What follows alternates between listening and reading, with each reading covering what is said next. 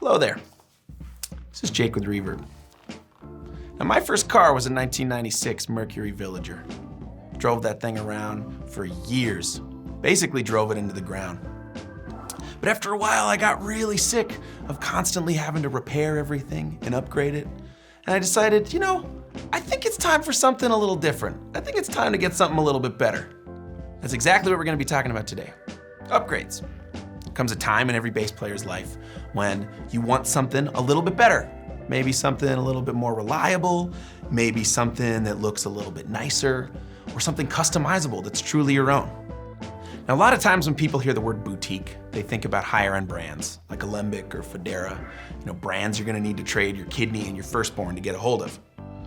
But when we're talking about boutique, we're talking about smaller builders with a lot of high quality control, sometimes handmade, people who really prioritize and value relationships with people like you and me who are buying their instruments. Now, these builders do make a lot of higher end instruments, in the $6,000 and up range. But the majority of the instruments that they're producing fall nicely in that range that you're used to with, say, American Fenders or Rickenbackers or Gibsons or Music Men. This is just to give you some options to explore that are maybe outside of the box.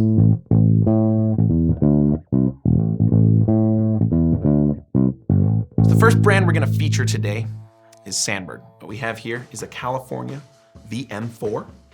We chose this bass today because it showcases some of the wonderful customization options that you get with Sandberg.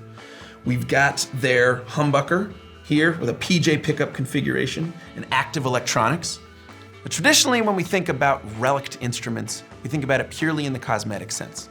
But Sandberg has taken this a step further, introducing things like wood vibration, like violin makers use to simulate the natural aging that you would get out of an older instrument and bring out some of the resonance in the wood that you're just never gonna find out of a factory-made instrument.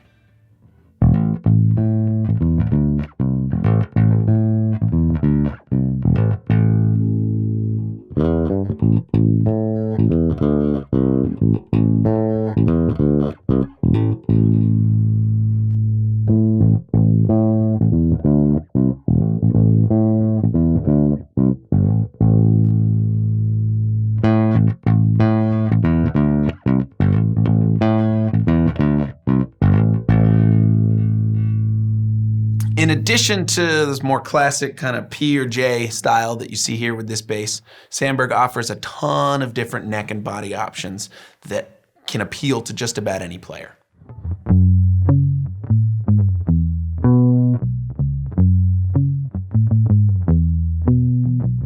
Next, let's take a look at a really good example of the kind of made-to-order basses that I've come to grow and love out of the boutique community. This is homegrown right here in Chicago. This is the Armitage by Serek Basses. One of my favorite things about Jake Serek's basses is that he's taken some of the features that we've come to know and love on these classic models, and instead of doing a cut and paste kind of copy of them, he's blended them to create something truly unique. So with this particular bass, we've got kind of his take on like a P-style body and pickup configuration. Super light. It's like a leaner and meaner P bass. They trimmed a lot of the fat, but the neck with the nut width is 1 5/8 inches, which is maybe closer to like a Rick kind of neck. But again, it's still something all his own. This particular pickup is a bisonic, but they also offer their own Serek style pickups in all their basses.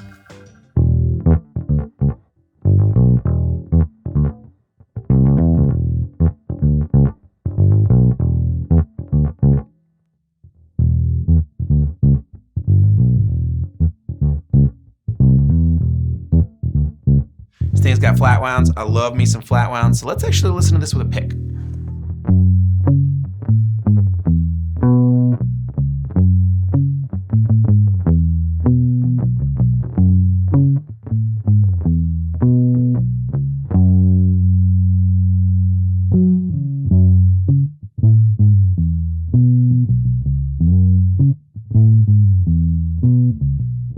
Another brand you can find on Reverb, doing everything from their own take on some of the classics to basses that are truly unique in their own, is Roscoe Guitars, based in Greensboro, North Carolina.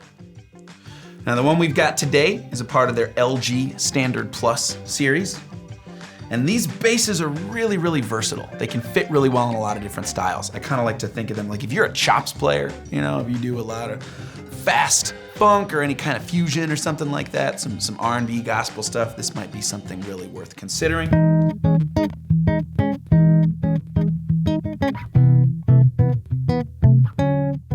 Couple things to point out on this particular model. This is something they do on a lot of their basses. We've got up to 24 frets with some wiggle room to get up there. They've got this wonderful grain finish. They're really known for doing some really cool things with the finish on their instruments that brings out a lot of the natural wood grain that you might not see in some of the other makers. You don't always want to say that looks are a big part of the basses, but sometimes it is. Most of their basses come with either Bartolinis or Aguilars. In this case, a pair of Aguilars in a PJ style configuration with an active preamp.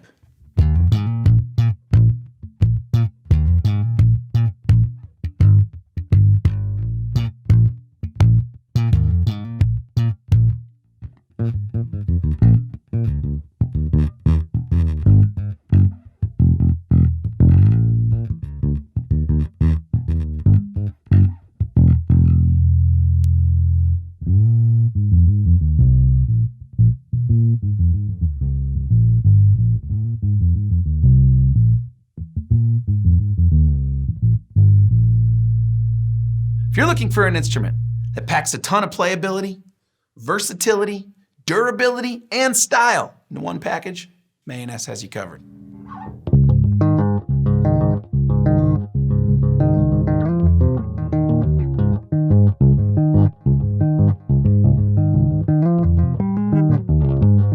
What we have here is their Viking series basses. Mayones packs a ton of options into these basses. We've got Bartolini soapbox pickups with an Aguilar preamp. We've got a number of different EQ options as well as a boost built in. So for bass players that are used to taking solos, whatever the hell those are, this thing lets you do them. This bass was really designed for the players with a lot of chops that need a little bit more room to fly, if you know what I mean.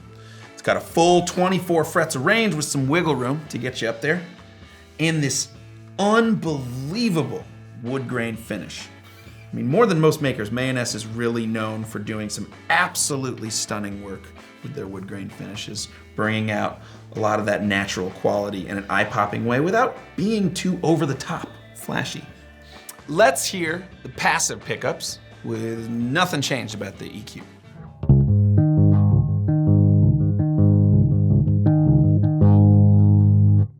Now the bridge.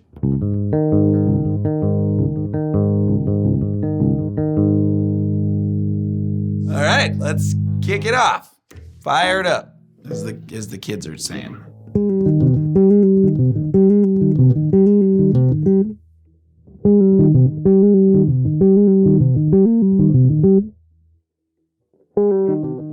Wow, that is a big cut with the bass knob.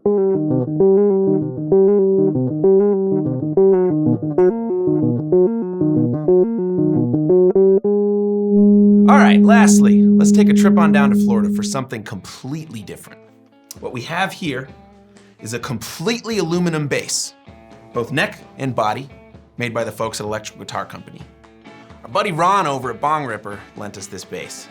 It's heavy, it's tuned super low. Ron's got it tuned to F standard. But why would you want an aluminum bass? What on earth could you do with this? So there's a few reasons that stand out to me immediately.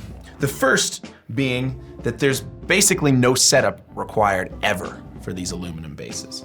The action that you get comes from the bridge and the nut and nothing else. There's no truss. This thing is never gonna warp, essentially. It's like you set it for life. You never have to do anything with it.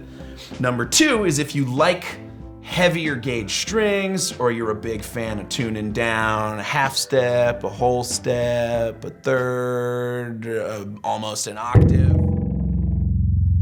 You know, this is really gonna be an instrument that's gonna respond really well to that. And the last one is that the aluminum responds completely differently to wood. So you get an absolutely insane amount of sustain from these instruments.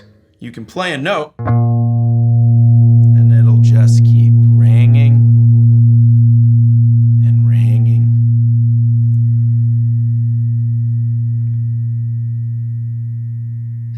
ringing forever. The construction of these instruments is also worth noting, because both the bridge and the pickup are actually bolted onto the neck, with the body being sandwiched on around it. So this aluminum body is actually completely hollow. Another interesting point is that on most aluminum guitars, you can get a much thinner neck profile than you would ever be able to find on any kind of wood guitar. I mean, you can get it basically all the way up to where the fingerboard would be and just get like a flat line. Now this bass runs a little bit more than some of the other ones that we've covered. The one thing you really have to consider with it is that they're really hard to make, and that's kind of why they're more expensive. Like, when's the last time you tried to make a completely aluminum bass? There's a lot of really great simplicity in this particular bass too. We've got EGC's humbucking pickup, and yeah, let's call it a P-bass configuration. You just got tone and volume. Let's hear the thing.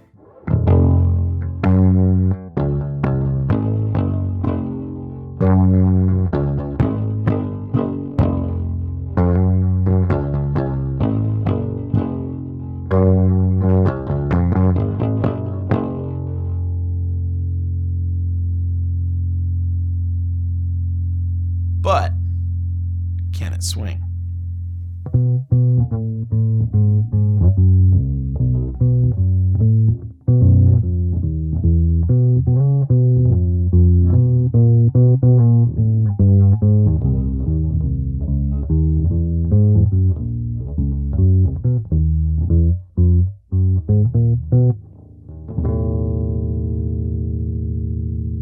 So that was 5 boutique bass brands that you can find on Reverb that won't bust your bank. Now we only got to cover 5 today, so please let me know if there's any that were your favorites or are your favorites in the comments. This is Jake with Reverb. See you next time.